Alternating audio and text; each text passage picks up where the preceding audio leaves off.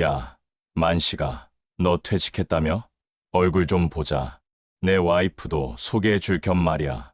30년 지기 친구의 이 전화 한 통이 평범하던 65세 가장의 인생을 송두리째 흔들어 놓을 줄은 아무도 몰랐습니다. 친구의 아내, 넘어서는 안 될 선. 하지만 그 선 너머의 달콤함은 너무나 강렬했습니다.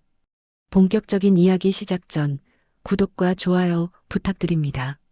올해 65세 정만식 씨, 은행 지점장까지 지냈던 그는 작년 퇴직 후 스스로를 이빨 빠진 호랑이라고 생각하며 살고 있었습니다. 매일 아침 눈을 뜨면 갈 곳이 없다는 사실이 그를 짓눌렀습니다. 반면 아내 김명자 씨는 달랐습니다. 63세의 나이에도 동네 대형마트 정육 코너에서 하루 종일 서서 고기를 썰었습니다. 당신 오늘 동창회 간다면서? 양복 다려놨으니까 입고 가. 명자 씨의 목소리는 언제나처럼 무미건조했습니다. 식탁 위에 놓인 다려진 양복과 콩나물국. 고맙긴 했지만 가슴 뛰는 설렘은 사라진 지 오래였습니다. 그녀의 손은 고기 핏물을 빼느라 거칠어졌고 몸에선 늘 파스 냄새가 났습니다. 만식 씨에게 아내는 여자가 아닌 그저 전우였습니다. 그날 저녁 만식 씨는 친구 동철이 운영하는 고급 한우 식당으로 향했습니다. 동철은 젊은 시절부터 사업 수완이 좋아 꽤 큰 돈을 만진 친구였습니다. 어이, 정 지점장. 아니, 이제 백수 정 씨인가? 하하하. 동철은 여전히 목소리가 컸고 거만했습니다. 그의 손목에는 번쩍이는 금시계가, 손가락에는 굵은 금반지가 끼워져 있었습니다. 초라한 자신의 퇴직금 통장이 떠올라 만식 씨는 쓴웃음을 지었습니다. 야, 인사해라. 내 와이프다. 재혼한 거 알지? 나보다 15살 어리다. 그때였습니다. 룸문이 열리고 한 여자가 들어왔습니다. 안녕하세요. 이수진입니다. 말씀 많이 들었어요. 만식 씨는 순간 숨이 턱 막히는 것 같았습니다. 그녀는 아내 명자와는 완전히 다른 세상 사람 같았습니다. 타이트한 원피스 위로 드러난 굴곡진 몸매, 은은하게 풍기는 고급스러운 향수 냄새, 그리고 무엇보다 잡티 하나 없이 맑은 피부. 40대 후반이라고는 믿기지 않을 만큼 관능적이었습니다. 아, 네, 반갑습니다. 정만식입니다. 만식 씨는 얼떨결에 그녀와 악수를 했습니다. 수진 씨의 손은 두부처럼 부드러웠고 따뜻했습니다. 아내의 거친 손과는 비교조차 되지 않는 감촉이었습니다. 그 짧은 접촉에 만식 씨의 심장이 쿵쾅거렸습니다. 술자리가 무르익어 가자 동철의 주사가 시작되었습니다. 야, 수진아. 고기 안 굽고 뭐해? 넌 손이 없냐, 발이 없냐? 내가 비싼 돈 들여서 치장해줬으면 밥값은 해야 할 거 아니야.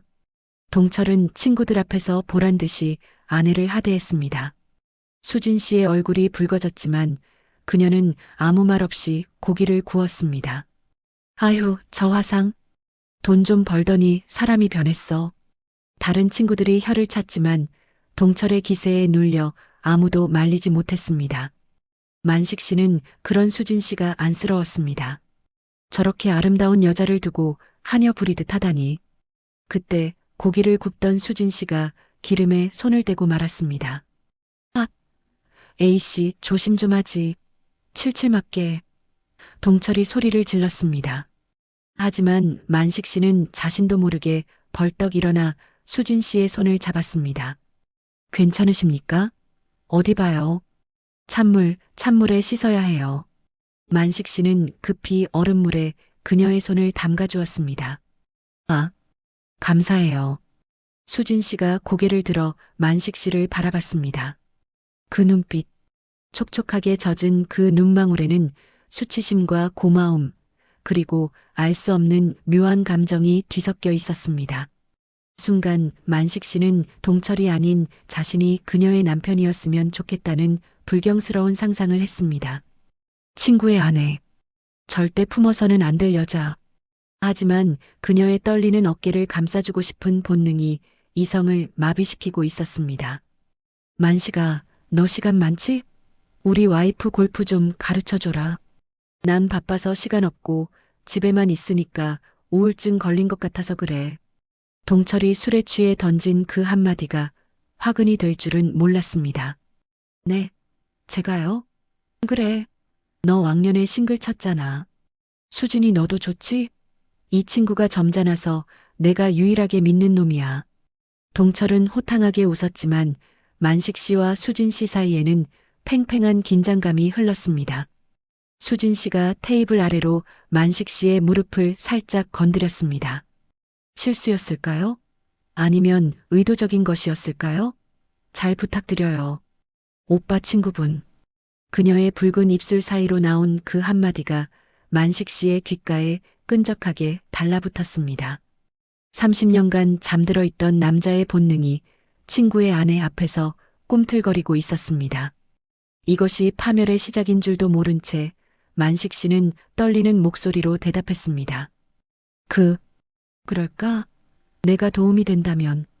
친구의 아내 수진 씨와의 첫 만남 이후 3일이 지났습니다. 만식 씨는 휴대폰만 쳐다봤습니다. 골프를 가르쳐 달라는 연락이 올까 봐서였죠. 하지만 연락은 오지 않았습니다. 그럼 그렇지, 빈말이었겠지. 만식 씨가 씁쓸하게 마음을 접으려던 찰나 휴대폰이 울렸습니다. 화면에 뜬 이름은 친구 동철이 아닌 재수 씨였습니다. 오후 2시, 나른한 햇살이 거실 깊숙이 들어오던 시간. 여보세요? 재수 씨? 아주버님. 저기, 죄송한데 부탁 하나만 드려도 될까요? 수진 씨의 목소리는 물기를 머금은 듯 촉촉했고 다급해 보였습니다. 무슨 일입니까? 말씀하세요. 그이가 제주도로 2박 3일 골프 여행을 갔는데요. 주방 싱크대 수도꼭지가 고장 났나 봐요. 물이 새서 난리가 났는데 관리실 사람들은 외출 중이고 부를 사람이 아주버님밖에 없어서요. 남편이 없는 집, 고장난 수도꼭지, 그리고 도움을 요청하는 친구의 아내. 만식 씨의 심장이 거칠게 뛰기 시작했습니다. 제가 금방 가겠습니다. 걱정 말고 기다리세요. 만식 씨는 창고에서 공구함을 챙겼습니다. 아내 명자는 마트에서 일하고 있을 시간, 친구 동철은 제주도에 있는 시간. 세상에 오직 두 사람만이 존재하는 것 같은 묘한 배덕감이 만식 씨의 발걸음을 재촉했습니다. 초인종을 누르자 곧 문이 열렸습니다. 와주셨군요. 정말 감사해요. 수진 씨의 차림새를 본 만식 씨는 마른 침을 삼켰습니다. 집안이라 그런지 얇은 실크 슬립 원피스 하나만 걸치고 있었습니다. 얇은 천의로 그녀의 몸 라인이 적나라하게 드러났고 급하게 움직였는지 가슴께에는 땀방울이 맺혀 있었습니다. 들어오세요. 이쪽이에요. 주방 바닥은 이미 흥건했습니다. 만식 씨는 겉옷을 벗고 셔츠 소매를 걷어 올렸습니다. 제가 보겠습니다. 밸브부터 잠가야겠네요. 만식 씨가 싱크대 아래 좁은 공간으로 몸을 구겨 넣었습니다. 좁고 어두운 공간에서 렌치로 배관을 조이는 동안 그의 눈앞에는 수진 씨의 하얀 발등과 가녀린 발목이 아른거렸습니다. 아주버님 괜찮으세요? 옷 버리시겠어요? 수진 씨가 걱정스런 마음에 허리를 숙여 안을 들여다보았습니다. 그 순간 헐렁한 원피스 목선 사이로 그녀의 풍만한 가슴골이 만식 씨의 시야에 쏟아졌습니다. 만식 씨는 현기증을 느꼈습니다. 30년 지기 친구놈은 매일 이런 여자를 안고 자는 건가. 질투심과 욕망이 동시에 끌어올랐습니다. 만식 씨가 멍하니 있던 그 순간 팍 노후된 배관 틈으로 물줄기가 솟구쳤습니다. 으악! 어머! 아주버님! 만식 씨의 얼굴과 상반신이 순식간에 물에 젖어버렸습니다. 수진 씨가 화들짝 놀라 수건을 가져와 만식 씨의 얼굴을 닦아주기 시작했습니다. 어머, 어떡해. 다 젖으셨네. 죄송해서 어쩌죠? 아닙니다. 괜찮습니다. 다 고쳤어요. 이제 물 안 셀 겁니다. 만식 씨가 바닥을 짚고 일어나려는데 물기 때문에 미끄러워 중심을 잃고 휘청거렸습니다. 그 바람에 앞에 있던 수진 씨와 엉켜 넘어질 뻔했고 만식 씨는 본능적으로 그녀의 허리를 감싸 안았습니다. 순간 정적이 흘렀습니다. 젖은 셔츠 사이로 느껴지는 만식 씨의 뜨거운 체온과 얇은 원피스 너머로 전해지는 수진 씨의 부드러운 살결이 맞닿았습니다. 주방에는 물 떨어지는 소리만 똑똑 들려올 뿐이었습니다. 수진 씨는 피하지 않았습니다. 오히려 만식 씨의 젖은 가슴에 손을 얹고 가만히 올려다보았습니다. 그녀의 눈가가 붉어져 있었습니다. 그이는 한 번도 이런 거 고쳐준 적 없어요. 수진 씨의 목소리가 떨렸습니다. 돈이면 다 해결된다고 사람 부르라고 소리만 쳤죠. 집에 전구가 나가도 변기가 막혀도 제 마음이 고장나도 그 사람은 한 번도 들여다본 적이 없어요. 만식 씨는 그녀의 허리를 아는 손에 힘을 주어야 할지 풀어야 할지 알 수 없었습니다. 친구의 아내가 자신의 품 안에서 외로움을 토로하고 있었습니다. 물에 젖어 속살이 비치는 셔츠, 그리고 그 위로 느껴지는 그녀의 숨결. 이성의 끈이 팽팽하게 당겨졌습니다. 재수 씨, 동철이가 바빠서 그럴 겁니다. 만식 씨가 겨우 입을 떼어 변명했지만 수진 씨는 고개를 저었습니다. 아니요. 그 사람은 절 아내로 생각 안 해요. 그냥 장식품이죠. 친구들한테 보여주기 좋은 예쁜 인형. 수진 씨가 만식 씨의 눈을 똑바로 응시했습니다. 그런데 아주버님은 다르네요. 투박하지만 따뜻해요. 아까 제 손 대었을 때도 그렇고, 오늘 달려와 주신 것도 그렇고, 수진 씨의 손이 만식 씨의 젖은 셔츠 단추를 따라 천천히 내려갔습니다. 옷이 다 젖어서 어떡해요. 감기 들겠어요. 욕실에 따뜻한 물 받아놨는데. 씻고 가실래요? 씻고 가라. 그 말 속에 담긴 의미를 모를 남자는 세상에 없었습니다. 친구는 제주도에 있고 이 넓은 집에는 두 사람뿐입니다.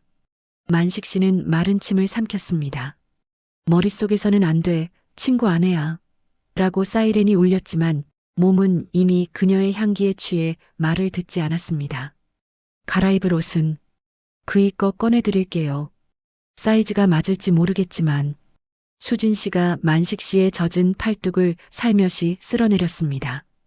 찌릿한 전기가 온몸을 관통했습니다. 65세, 남자로서는 끝났다고 생각했던 나이. 하지만 지금 이 순간 만식 씨는 그 어느 때보다 뜨거운 남자가 되어 있었습니다. 그럼 신세 좀 지겠습니다. 욕실로 들어가는 만식 씨의 뒷모습을 바라보는 수진 씨의 입가에 묘한 미소가 번졌습니다. 닫힌 욕실 문 너머로 물소리가 들리기 시작했고 거실에 남은 수진 씨는 식탁 위에 놓인 남편 동철의 사진을 엎어버렸습니다. 과연 욕실 문이 다시 열렸을 때 두 사람 사이엔 무슨 일이 벌어질까요? 욕실. 거울 속에 비친 만식의 얼굴은 붉게 상기되어 있었습니다. 뜨거운 물줄기가 머리 위로 쏟아졌지만 몸속 깊은 곳에서 타오르는 열기는 식을 줄 몰랐습니다. 미친놈. 내가 지금 무슨 생각을 하는 거야? 친구 와이프야. 동철이 놈 여자라고. 만식은 찬물로 세수를 하며 정신을 차리려 애썼습니다. 하지만 코끝에는 아까 그녀와 부딪혔을 때 맡았던 은은한 살냄새가 문신처럼 박혀 지워지지 않았습니다. 욕실 선반에는 동철이 쓰는 고급 면도기와 수입 화장품들이 즐비했습니다. 성공한 친구의 삶, 그리고 그 친구가 하대하는 젊고 아름다운 아내. 만식은 묘한 질투심과 정복욕이 뒤섞이는 걸 느꼈습니다.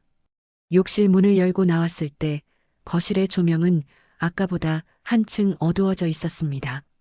씻고 나오셨어요? 수진 씨가 소파에 앉아 있다가 일어났습니다. 그녀의 손에는 와인잔 2개가 들려 있었습니다. 저 옷은 여기요. 그이가 집에서 입는 가운인데 새 거니까 괜찮으실 거예요. 만식은 그녀가 건네준 실크 가운을 걸쳤습니다.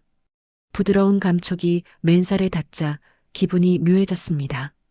마치 이 집의 주인이 된 것 같은 착각이 들었습니다. 그냥 가시게요? 비도 오는데 와인 한잔하고 가세요. 몸 좀 녹이시고요. 창밖에는 어느새 빗줄기가 굵어져 있었습니다. 만식은 거절해야 한다는 걸 알면서도 발길은 이미 소파로 향하고 있었습니다. 딱 한 잔만 마시고 가겠습니다. 두 사람은 나란히 소파에 앉았습니다. 거리는 가까웠고 공기는 무거웠습니다. 건배할까요? 제 외로움을 달래주신 고마운 아주버님을 위해. 챙하는 맑은 유리잔 소리가 고요한 집안에 울려 퍼졌습니다. 와인을 한 모금 마시자 알코올 기운이 확 올라오며 긴장이 조금 풀렸습니다. 동철이 놈은 복에 겨웠습니다. 재수씨 같이 아름다운 분을 두고 밖으로만 돌다니요. 만식이 취기를 빌려 속마음을 내뱉었습니다. 그 말에 수진 씨가 씁쓸하게 웃으며 몸을 만식 쪽으로 기울였습니다. 그 사람은 절 여자가 아니라 트로피로 생각해요. 하지만 아주버님 눈빛은 달라요. 아까 절 보던 그 뜨거운 눈빛, 저 다 봤거든요. 수진 씨의 손이 만식의 허벅지 위에 올려진 가운 자락을 파고들었습니다. 아니, 재수 씨. 이러면 안 됩니다. 만식이 그녀의 손목을 잡았지만 뿌리칠 힘은 없었습니다. 아니, 뿌리치고 싶지 않았습니다. 오늘 그이 안 와요. 제주도에서 태풍 때문에 비행기 못 뜬대요. 이 넓은 집에 우리 둘뿐이에요. 수진 씨가 만식의 어깨에 머리를 기대며 속삭였습니다. 그녀의 숨결이 목덜미를 간지럽히자 만식의 이성은 모래성처럼 허무하게 무너져 내렸습니다. 30년 지기 친구에 대한 의리는 눈앞에 있는 여자의 따뜻한 체온 앞에서 아무런 힘도 쓰지 못했습니다. 수진 씨, 만식이 떨리는 목소리로 그녀의 이름을 불렀습니다. 그것은 허락의 신호였습니다. 수진 씨는 기다렸다는 듯이 만식의 입술을 덮쳤습니다. 30년간 아내 명자에게서는 느껴보지 못한 달콤하고 자극적인 키스였습니다. 두 사람의 몸이 엉킨 채 안방으로 향했습니다. 친구 동철이 자는 침대, 킹사이즈의 거대한 침대가 그들을 기다리고 있었습니다. 동철아, 미안하다. 하지만 내가 외롭게 둔 죄다.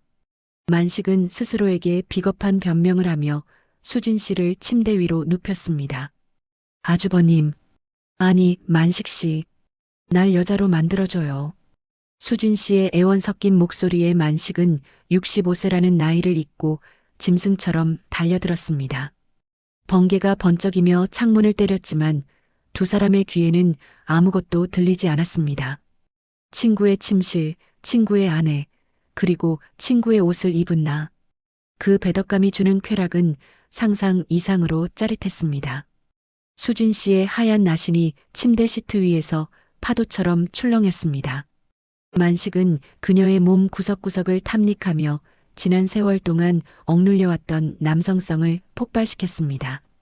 아내 명자의 펑퍼짐한 몸빼 바지와 파스 냄새는 기억 속에서 까맣게 지워져 버렸습니다. 지금 이 순간만큼은 이 세상의 주인은 동철이 아니라 만식이었습니다. 격렬한 시간이 지나고 거친 숨소리만 남은 침실. 만식은 땀에 젖은 채 천장을 바라보았습니다. 옆에는 수진 씨가 만식의 가슴에 얼굴을 묻은 채 잠들어 있었습니다. 내가 무슨 짓을 한 거지? 현실 감각이 돌아오자 덜컥 겁이 났습니다. 하지만 후회보다 더 큰 감정은 아직 가라앉지 않은 흥분과 묘한 정복감이었습니다. 그때 침대 옆 협탁 위에 놓인 수진 씨의 휴대폰이 진동하기 시작했습니다. 액정에 뜬 이름은 남편, 동철이었습니다. 수진 씨가 잠결에 뒤척이자 만식은 화들짝 놀라 몸을 일으켰습니다. 휴대폰 불빛이 어두운 방 안에서 마치 경고등처럼 깜빡이고 있었습니다. 만식은 숨을 죽인 채 진동이 멈추기만을 기다렸습니다. 심장이 터질 것 같은 긴장감 속에서 그는 직감했습니다. 이제 다시는 예전의 평범했던 일상으로 돌아갈 수 없다는 것을, 이미 루비콘 강을 건너버린 것입니다. 여보세요? 자기야. 나 자고 있었어. 침대맡에서 울리던 전화벨 소리에 수진 씨는 아무렇지 않게 전화를 받았습니다. 방금 전까지 격렬하게 사랑을 나누던 여자라고는 믿기지 않을 만큼 침착한 목소리였습니다. 옆에 있던 만식은 숨소리조차 내지 못한 채 입을 틀어막고 있었습니다. 등줄기에서 식은땀이 비 오듯 쏟아졌습니다. 응, 비 많이 온다며? 조심해서 쳐. 끊어. 전화가 끊기자마자 만식은 허둥지둥 옷을 주워 입었습니다. 마치 도둑질을 하다 들킨 사람처럼 손이 떨려 바지 버클도 제대로 채워지지 않았습니다. 만식 씨, 벌써 가게요? 더 이따 가지. 수진 씨가 나신에 이불만 살짝 두른 채 만식의 등 뒤에서 속삭였습니다. 그녀의 여유로움이 만식은 오히려 무서웠습니다. 그날 밤 만식은 도망치듯 친구의 집을 빠져나왔습니다. 절대로 다시는 가지 않겠다고 다짐했습니다. 하지만 그 다짐은 마약 중독자의 금단현상처럼 오래가지 못했습니다. 다음 날 아침 눈을 떴을 때 만식의 머릿속을 지배한 건 죄책감이 아니라 전날 밤의 짜릿한 쾌락이었습니다. 아내 명자가 차려준 밍밍한 콩나물국을 먹으면서도 그의 혀끝은 수진 씨와의 달콤했던 키스를 기억하고 있었습니다. 만식 씨, 오늘 그이 골프 모임 갔어요. 저 쇼핑하고 싶은데 같이 가줄래요? 오후 2시 수진 씨의 문자가 오자마자 만식은 홀린 듯 집을 나섰습니다. 그때부터 위험한 이중 생활이 시작되었습니다. 동철이 사업차 지방으로 가거나 골프를 치러 갈 때마다 두 사람은 만났습니다. 만남의 장소는 점점 대담해졌습니다. 처음엔 친구의 집, 그 다음엔 교회의 드라이브 코스, 그리고 시내의 고급 호텔까지. 만식은 퇴직금을 야금야금 꺼내 쓰기 시작했습니다. 평생 아내 명자에게는 돈 아껴 써라 잔소리만 해대던 그가 수진 씨 앞에서는 지갑을 활짝 열었습니다. 오빠 최고야. 역시 오빠밖에 없어. 수진 씨가 백화점에서 산 명품 스카프를 두르고 애교를 부릴 때면 만식은 자신이 다시 젊은 시절의 능력 있는 남자가 된 것 같은 착각에 빠졌습니다. 동철이 무시하던 자신을 이 아름다운 여자는 왕처럼 받들어 주었으니까요. 가장 아슬아슬했던 건 친구들과의 부부 동반 모임이었습니다. 야, 정만식? 너 요즘 얼굴 폈다? 뭐 좋은 보약이라도 먹냐? 동철이 만식의 어깨를 툭 치며 웃었습니다. 그 옆에는 수진 씨가 조신하게 앉아 미소를 짓고 있었습니다. 보약은 무슨, 그냥 등산 좀 다녀서 그래. 만식이 어색하게 웃으며 술잔을 기울였습니다. 그때였습니다. 테이블 밑으로 뾰족한 하이힐 끝이 만식의 종아리를 쓱 훑고 올라왔습니다. 수진 씨였습니다. 만식은 사례가 들려 기침을 토해냈습니다. 콜록, 콜록. 왜 그래? 천천히 좀 마시지. 동철이 만식의 등을 두드려주는 동안 수진 씨는 아무 일도 없다는 듯 우아하게 스테이크를 썰며 만식에게 눈웃음을 보냈습니다. 친구가 바로 옆에 있는데 테이블 밑에서는 친구의 아내와 발 장난을 치고 있는 상황. 죄책감이 심장을 짓눌렀지만 동시에 터질 듯한 스릴 이만식의 온몸을 휘감았습니다. 집으로 돌아오는 길 만식은 술에 취한 척 조수석에 앉아 아내 명자를 곁눈질했습니다. 운전대를 잡은 명자의 손은 거칠었고 화장기 없는 얼굴은 푸석해 보였습니다. 명자한테는 미안하지만 나도 남자잖아. 죽기 전에 한 번쯤은 이런 불꽃 같은 사랑 해봐도 되는 거 아니야? 만식은 스스로에게 최면을 걸었습니다. 이미 그의 영혼은 수진 씨라는 늪에 깊이 잠겨버린 상태였습니다. 하지만 꼬리가 길면 밟히는 법. 어느 날 저녁 만식이 샤워를 하고 나왔을 때였습니다. 아내 명자가 빨래 바구니에 담긴 만식의 와이셔츠를 들고 냄새를 맡고 있었습니다. 여보. 명자의 목소리가 평소와 다르게 낮게 깔렸습니다. 당신 옷에서 이거 무슨 냄새야? 당신 향수 안 쓰잖아. 근데 여자 화장품 냄새가 나는데? 만식의 심장이 덜컥 내려앉았습니다. 수진 씨가 즐겨 쓰는 그 진한 장미향이었습니다. 아, 아까 지하철에서 사람이 많아서 부대껴서 그래. 웬 여자가 향수를 들이부었더라고. 만식은 애써 태어난 척하며 방으로 들어갔지만 등 뒤로 꽂히는 아내의 시선이 면도날처럼 날카롭게 느껴졌습니다. 아내의 의심, 그리고 점점 더 대담해지는 수진 씨의 요구. 만식의 이중 생활은 화려했지만 그 밑바닥은 이미 금이 가고 있었습니다. 파국은 예고도 없이 가장 잔인한 방식으로 다가오고 있었습니다. 거짓말은 또 다른 거짓말을 낳고 그 거짓말의 무게는 눈덩이처럼 불어나 결국 주인을 깔아뭉개기 마련입니다. 만식의 이중 생활은 겉보기엔 화려했지만 그 속은 썩어 들어가고 있었습니다. 아내 명자의 눈초리는 날이 갈수록 매서워졌고 친구 동철의 날카로운 직감은 만식의 숨통을 조여오기 시작했습니다. 바야흐로 살얼음판 위를 걷는 나날들이었습니다. 어느 화요일 오후 아내 명자는 거실에서 만식의 바지 주머니를 뒤적이고 있었습니다. 세탁기에 넣기 전 습관처럼 하는 일이었죠. 평소 같으면 구겨진 휴지 조각이나 나왔을 주머니에서 빳빳한 영수증 한 장이 나왔습니다. 청담동 루체 레스토랑 2인 식사 18만 원.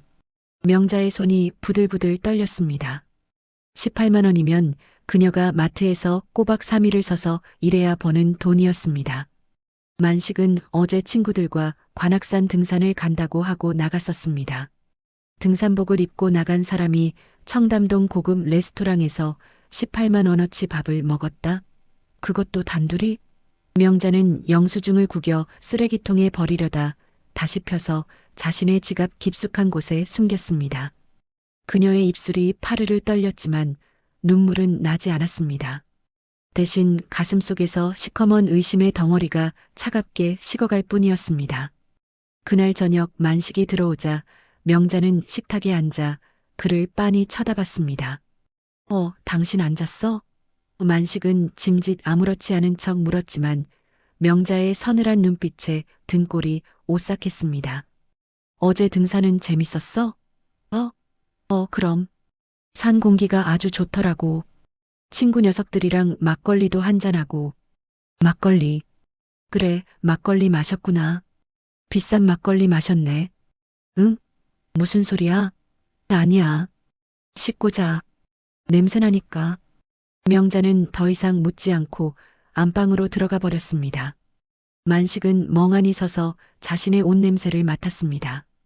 분명 밖에서 바람을 쐬고 들어왔는데 혹시 수진의 향수 냄새가 남은 건가? 아니면 비싼 막걸리라는 말은 무슨 뜻이지? 만식의 심장이 불안하게 요동쳤습니다. 다음 날 엎친 데 덮친 격으로 동철에게서 연락이 왔습니다. 야, 정만식, 나와라. 술이나 한잔하자. 동철의 목소리가 평소보다 낮게 깔려 있었습니다. 만식은 가슴이 철렁했지만 안 나갈 수가 없었습니다. 포장마차에서 만난 동철은 벌써 소주 2병을 비운 상태였습니다. 야, 만식아. 너네 와이프랑 친하지? 동철이 대뜸 물었습니다. 만식은 들고 있던 소주잔을 떨어뜨릴 뻔했습니다. 친하긴. 그냥 재수 씨랑 인사 몇 번 한 거지. 아니, 요즘 수진이가 좀 이상해. 동철이 쏘아보는 듯한 눈빛으로 만식을 응시했습니다. 옛날에는 우울증 환자처럼 집에만 처박혀 있더니 요즘은 아주 얼굴에 꽃이 폈어. 콧노래도 부르고 속옷도 야한 걸로 싹 바꾸고. 이거 분명히 남자 생긴 거 아니냐? 만식은 침이 바짝 말랐습니다. 동철의 눈을 피하며 급히 소주를 들이켰습니다. 에이, 설마. 재수 씨가 그럴 사람이냐? 내가 요즘 잘해주나 보지. 내가 잘해주긴 개뿔. 나 요즘 바빠서 집에 들어가지도 못했어. 근데 내 촉이 말이야. 그 남자가 아주 가까운 곳에 있는 것 같단 말이지. 동철이 피식 웃으며 만식의 어깨를 꽉 움켜쥐었습니다. 만식아, 내가 좀 알아봐라. 너랑은 말도 잘 통한다며? 혹시라도 어떤 새끼인지 알게 되면 나한테 바로 말해. 그 새끼는 내가 죽여버릴 거니까. 동철의 소나기 힘이 어찌나 센지 만식은 뼈가 으스러지는 것 같았습니다. 죽여버리겠다. 그 말이 농담처럼 들리지 않았습니다. 친구의 의심은 정확하게 관역을 향하고 있었습니다. 그 시각 수진에게서 문자가 왔습니다. 오빠, 오늘 그이 늦는데요. 우리 집 앞으로 와요. 보고 싶어 미치겠어. 만식은 미칠 노릇이었습니다. 동철과 헤어지자마자 그 아내를 만나러 가다니 이건 자살행위나 다름없었습니다. 안 돼. 오늘은 안 돼. 만식은 거절하려 했지만 수진의 전화가 빗발쳤습니다. 지금 안 오면 내가 오빠 집으로 갈 거야. 다 폭로할 거야. 수진의 집착은 도를 넘어서고 있었습니다. 결국 만식은 택시를 타고 수진의 아파트 단지 구석진 주차장으로 향했습니다. 수진의 차 조수석에 타자마자 그녀가 만식에게 달려들었습니다. 왜 이제 왔어? 내가 얼마나 기다렸는데. 수진 씨, 진정해. 동철이가 의심하고 있어. 당분간은 만나면 안 돼. 의심하라지. 난 상관없어. 차라리 들켜서 이혼하고 오빠랑 살고 싶어. 뭐? 무슨 소리를 하는 거야? 오빠는 아니야? 난 오빠 없으면 못 살아. 수지는 막무가내였습니다. 차 안이라는 좁은 공간, 썬팅된 유리창 밖으로 경비원이 순찰을 돌고 있었습니다. 불빛이 차를 스치고 지나갈 때마다 만식은 심장이 멎을 것 같았습니다. 하지만 수지는 아랑곳하지 않고 만식의 벨트를 풀었습니다. 공포와 쾌락이 뒤섞인 기묘한 흥분 상태. 만식은 그녀를 밀어내려 했지만 결국 또다시 그녀의 욕망에 굴복하고 말았습니다. 새벽 1시 만식이 도둑고양이처럼 집으로 돌아왔을 때였습니다. 거실 불은 꺼져 있었지만 소파에 누군가 앉아 있었습니다. 명자였습니다. 어둠 속에서 그녀의 눈동자만이 희번덕거리며 만식을 노려보고 있었습니다. 당신 앉았어? 명자는 아무 말 없이 식탁 위에 무언가를 탁 내려놓았습니다. 그것은 동철의 아내 수진이 즐겨 피우는 얇은 담배꽁초였습니다. 만식의 옷주머니에서 떨어진 것이었죠. 당신 담배 끊었잖아. 명자의 목소리는 차분해서 더 공포스러웠습니다. 그리고 이 립스틱 자국. 우리 집엔 이런 색깔 립스틱 바르는 사람 없어. 만식은 그 자리에 얼어붙었습니다. 명자가 식탁 위에 스탠드 불을 켰습니다. 노란 불빛 아래 드러난 명자의 얼굴은 분노를 넘어선 경멸로 일그러져 있었습니다. 누구야? 내가 아는 년이야? 드디어 올 것이 왔습니다. 좁혀오던 포위망이 완전히 닫히는 순간이었습니다. 만식은 아무런 변명도 할 수 없었습니다. 그저 덜덜 떨리는 다리를 주체할 수 없을 뿐이었습니다. 폭풍전야. 그날 이후 만식의 집안 공기는 숨이 막힐 듯 무거웠습니다. 아내 명자는 립스틱 묻은 셔츠를 발견한 그날 밤 이후 만식에게 단 한마디도 하지 않았습니다. 화를 내거나 따지지도 않았습니다. 그저 투명 인간 취급할 뿐이었죠. 차라리 소리를 지르고 욕을 하면 빌기라도 할 텐데 명자의 차가운 침묵은 만식을 피 말리게 했습니다. 만식은 비겁하게도 그 침묵이 무서워 밖으로만 돌았습니다. 그리고 그 도피처는 또다시 수진이었습니다. 오빠 그이가 이번 주말에 해외 출장 간대. 우리 여행 가자. 강원도로. 수진의 문자에 만식은 덜컥 겁이 났지만 동시에 집구석에 숨막히는 공기에서 탈출하고 싶었습니다. 그래. 가자. 어디든. 아내의 의심, 친구의 경고. 모든 것이 시한폭탄처럼 째깍거리고 있었지만 만식은 귀를 막고 눈을 감았습니다. 딱 한 번만 더 마지막으로 이 달콤한 꿈을 꾸고 싶었습니다. 여행 당일 금요일 오후였습니다. 만식은 고향 친구 모친상에 다녀오겠다는 거짓말을 남기고 집을 나섰습니다. 명자는 설거지하던 손을 멈추지도 않고 등 뒤로 짧게 말했습니다. 가서 오지 마. 그 말이 가슴에 비수처럼 꽂혔지만 만식은 도망치듯 현관문을 닫았습니다. 약속 장소에 도착하자 수진이 선글라스에 화려한 원피스를 입고 기다리고 있었습니다. 오빠, 왜 이렇게 늦었어? 빨리 가자. 나 바다 보고 회도 먹고 싶어. 수진은 조수석에 타자마자 만식의 볼에 입을 맞추며 제잘거렸습니다. 그녀의 향수 냄새가 차 안에 가득 차는 순간 만식은 잠시 집안일을 잊을 수 있었습니다. 차가 고속도로 진입로를 향해 달리기 시작했습니다. 수진의 손이 만식의 허벅지를 쓰다듬으며 분위기가 무르익어갈 때쯤이었습니다. 지잉 마이너스 만식의 휴대폰이 울렸습니다. 모르는 번호였습니다. 받지 마. 분위기 깨지게. 수진이 콧소리를 냈지만 계속 울리는 전화에 만식은 신경질적으로 통화 버튼을 눌렀습니다. 여보세요? 저기, 김명자 씨 보호자분 되시죠? 여기 성모병원 응급실입니다. 순간 만식의 머릿속이 하얗게 변했습니다. 네, 병원이요? 제 아내가 왜? 부인께서 마트 냉동창고에서 무거운 고기 상자를 나르시다가 쓰러지셨습니다. 허리를 크게 다치셨고 의식도 잠시 잃으셨어요. 지금 당장 오셔야 합니다. 수화기 너머로 다급한 의료진의 목소리와 기계음이 들려왔습니다. 만식은 핸들을 잡은 손을 부들부들 떨었습니다. 무슨 일이야? 누구야? 수진이 묻자 만식이 멍한 표정으로 대답했습니다. 아내가, 명자가 다쳤대. 응급실이래. 그래서 지금 가겠다는 거야? 수진의 목소리가 날카로워졌습니다. 지금 가야지. 그럼 어떡해. 사람이 쓰러졌다는데. 만식이 비상등을 켜고 차를 갓길에 세우려 하자 수진이 만식의 팔을 낚아챘습니다. 오빠 미쳤어? 우리 여행 가기로 했잖아. 그냥 돈 붙여주고 간병인 쓰라고 해. 다 늙은 여자가 일 좀 하다가 삐끗한 거 가지고 유나는. 그 순간 만식은 처음으로 수진의 얼굴이 악마처럼 보였습니다. 30년을 함께 산 조강지처가 쓰러졌다는데 그녀는 자신의 여행이 망가진 것만 화를 내고 있었습니다. 이것이 친구의 아내, 자신이 목숨 걸고 사랑한다고 착각했던 여자의 민낯이었습니다. 아, 이수진. 만식이 고함을 지르며 수진의 손을 뿌리쳤습니다. 너 지금 말이 되는 소리를 해? 내 마누라가 죽을지도 모른다잖아. 넌 피도 눈물도 없어?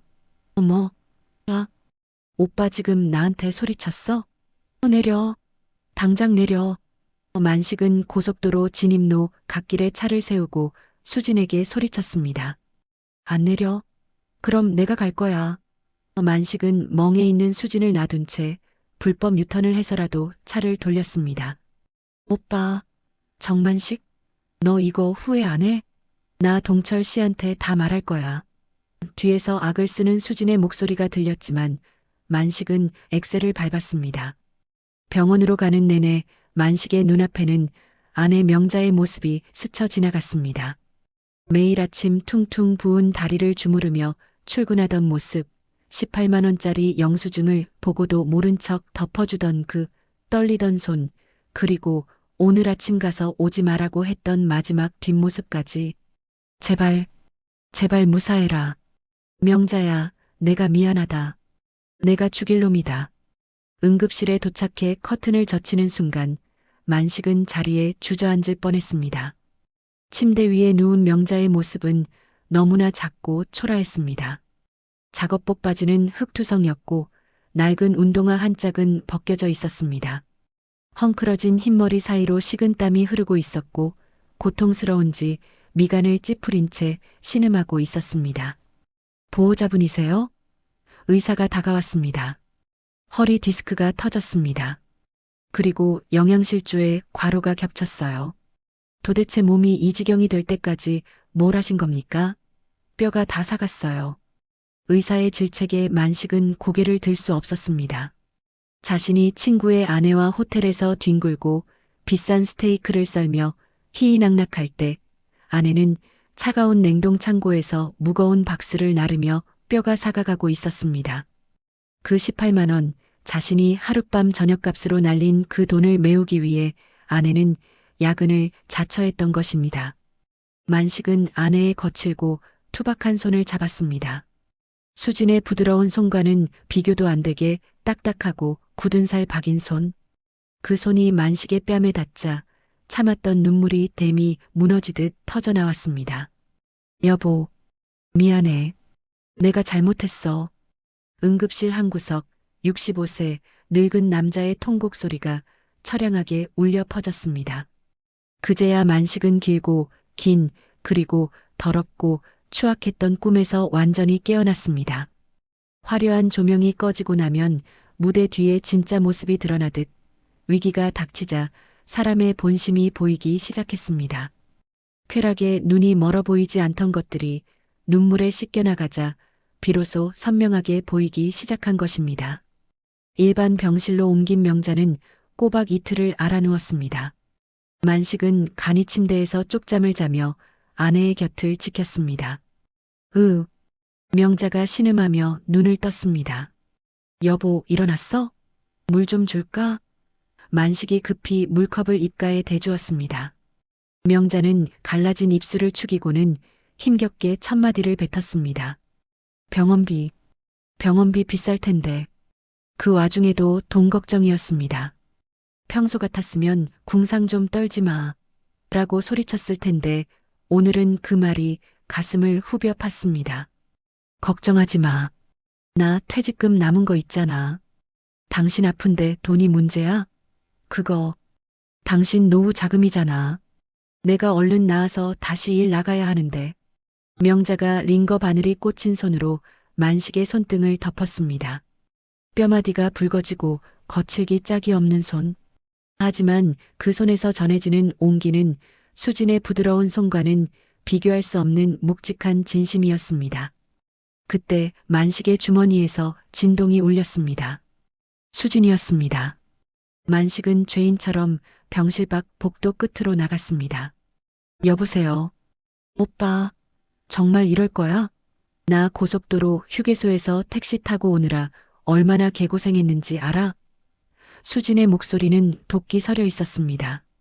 아내의 안부를 묻는 말은 단 한마디도 없었습니다. 미안하다. 근데 지금 아내 타령 좀 그만해. 그 아줌마가 나보다 중요해. 우린 사랑하는 사이라며. 오빠가 날 구원해준다며. 사랑? 구원? 만식은 헛웃음이 나왔습니다. 수진아, 우린 사랑이 아니었어. 뭐, 이제 와서 발뺌이야? 내가 필요했던 건 내 남편의 관심이었고, 내가 필요했던 건 젊은 여자의 몸이었어. 우린 그냥 서로의 욕망을 채우는 도구였을 뿐이야. 더 이상 취해지지 말자. 정만식, 너 후회할 거야. 내가 가만히 있을 것 같아? 만식은 대답 없이 전화를 끊고 차단 버튼을 눌렀습니다. 심장이 터질 듯 뛰었지만 이상하게 머릿속은 차분해졌습니다. 화려한 껍데기가 벗겨진 자리에 남은 건 이기적이고 추악한 욕망뿐이었습니다. 병실로 돌아오려는데 엘리베이터 문이 열리며 친구 동철이 걸어왔습니다. 야, 만식아, 재수 씨 쓰러졌다며? 동철은 골프복 차림 그대로였습니다. 손에는 거칠애용 음료수 박스가 들려 있었죠. 왔다. 아니, 재수 씨는 평소에 운동 좀 하지 그랬어. 몸 관리를 어떻게 했길래 쓰러져? 동철이 혀를 차며 병실 안을 힐끗 보더니 인상을 찌푸렸습니다. 아우, 병원 냄새. 야, 재수 씨 자는 것 같은데 그냥 간병인 써라. 돈 없으면 내가 빌려줄게. 간병인 붙여놓고 나가서 소주나 한잔하자. 내가 제주도 갔다가 기막힌 자연산 돔 챙겨왔거든.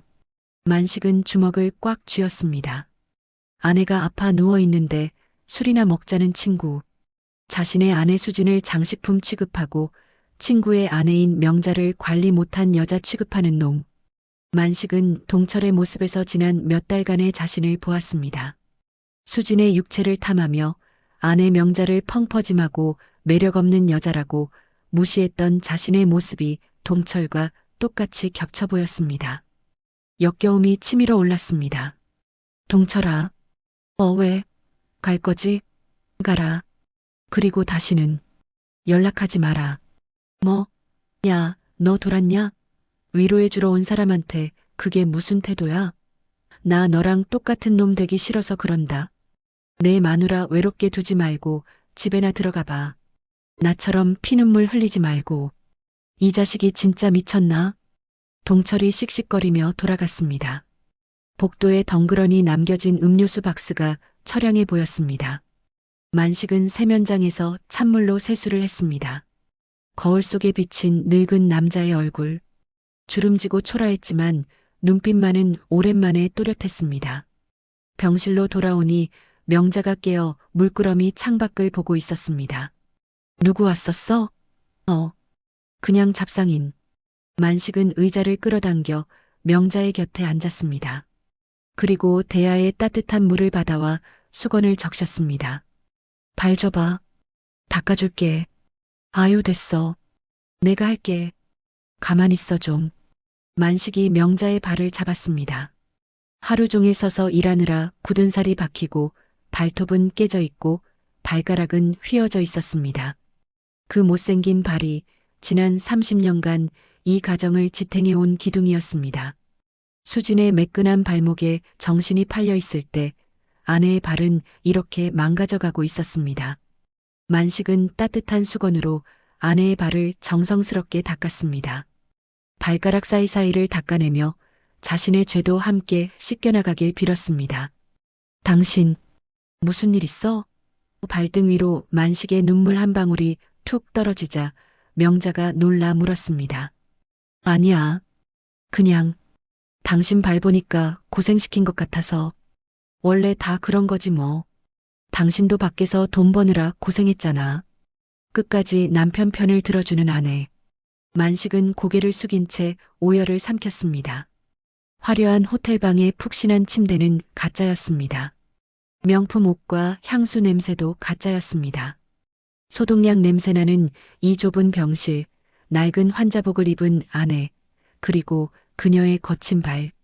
이것만이 만식이 지켜야 할 진짜 인생이었습니다. 명자야, 태어나면 우리 여행 가자. 강원도로. 돈 아깝게 무슨 여행이야. 아니야. 가자. 가서 회도 먹고 바다도 보고.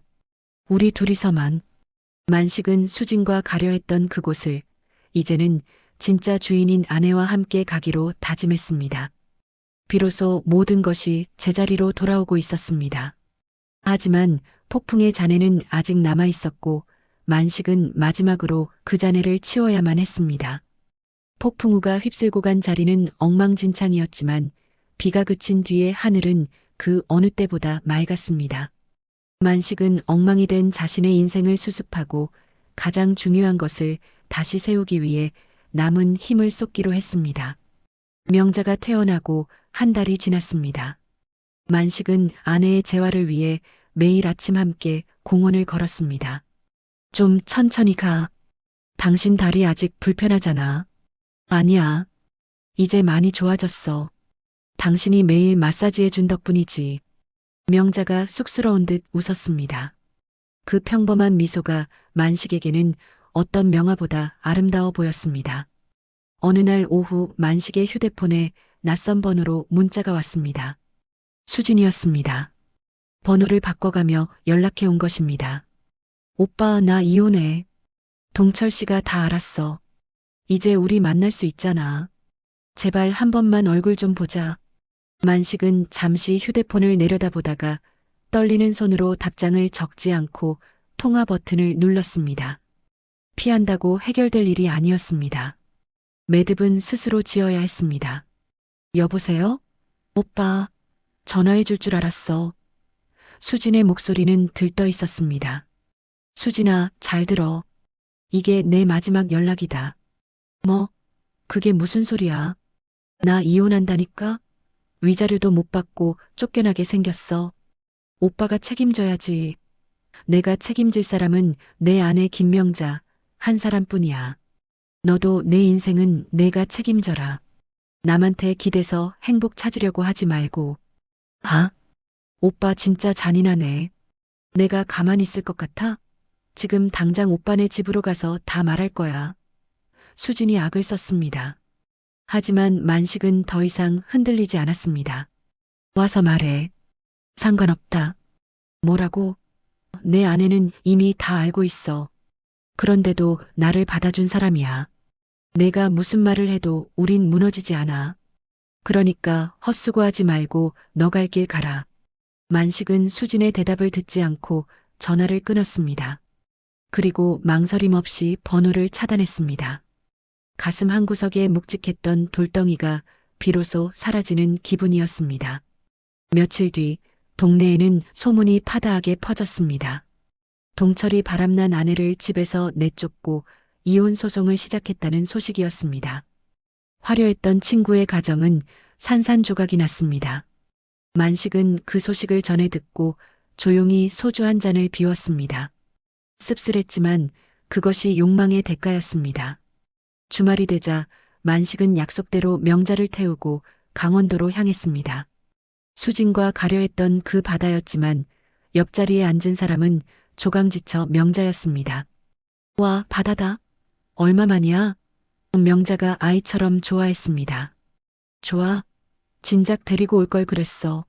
아니야, 먹고 살기 바빴는데 뭘. 지금이라도 왔으니 됐지. 두 사람은 바닷가 횟집에 마주 앉았습니다. 비싼 자연산 돔은 아니었지만 싱싱한 광어회 한 접시에 매운탕이 보글보글 끓고 있었습니다. 자, 한 잔해. 명자가 따라주는 소주잔을 받으며 만식은 아내의 얼굴을 찬찬히 뜯어보았습니다. 눈가의 주름, 검버섯이 핀 뺨. 하지만 그 얼굴에는 수진에게서 느꼈던 불안한 흥분이 아닌 깊고 따뜻한 평온함이 서려 있었습니다. 식사를 마치고 밤바다를 걸을 때였습니다. 여보. 만식이 걸음을 멈추고 명자를 불렀습니다. 왜? 추워? 들어갈까? 아니. 할 말이 있어. 만식은 주머니에서 작은 상자를 꺼냈습니다. 퇴직금을 털어 산 금목걸이였습니다.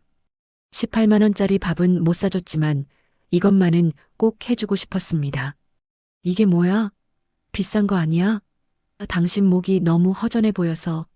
그리고 만식은 목걸이를 걸어주며 명자의 어깨를 감싸 안았습니다. 미안해. 그리고 고마워. 나 같은 놈 버리지 않고 기다려줘서. 명자의 어깨가 살짝 떨렸습니다. 그녀는 뒤돌아 만식의 가슴에 얼굴을 묻었습니다. 알면 됐어. 알면 됐어, 이 사람아. 명자는 구체적인 잘못을 묻지 않았습니다. 그저 울먹이는 목소리로 만식의 등을 두드려줄 뿐이었습니다. 그녀의 눈물 속에 모든 용서와 이해가 담겨 있었습니다. 파도 소리가 두 사람의 흐느낌을 조용히 덮어주었습니다. 집으로 돌아오는 길, 만식은 운전대를 잡은 손에 힘을 주었습니다. 옆에서 곤히 잠든 아내의 숨소리가 그 어떤 음악보다 듣기 좋았습니다.